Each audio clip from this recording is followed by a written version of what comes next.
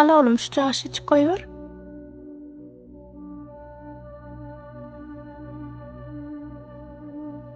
Ece Koydum. çağırdığında ecelere kovar mi? Yok kıydım ecelerim kakılarım kovar ya. O nenen çünkü yaramasak eceler seyrediye. Beytiğime kıydım kakın işte kıynanar.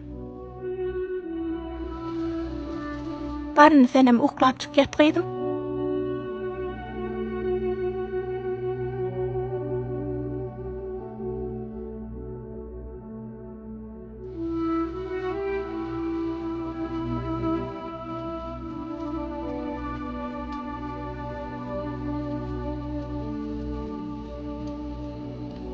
Çağılan bir can sağ ola görsün. Amin. Ak Nurcan'ın aydınlar bana çağır olmaya atlattı. Uy eşittin mi? Çağırlar gecesi oluyor. Ödümüzden şeyledik.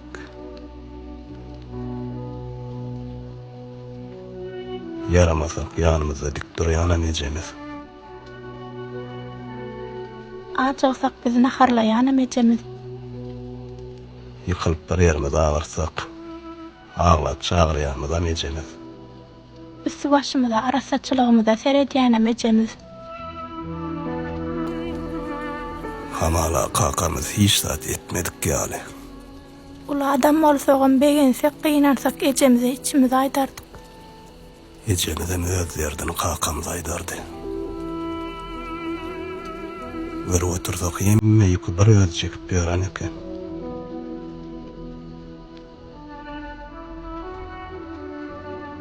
Onu olayım pikirim etmendir.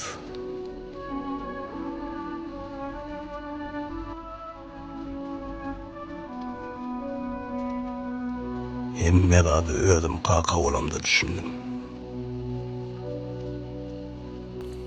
İnni sağ olaydı inni senem. Kakam yok.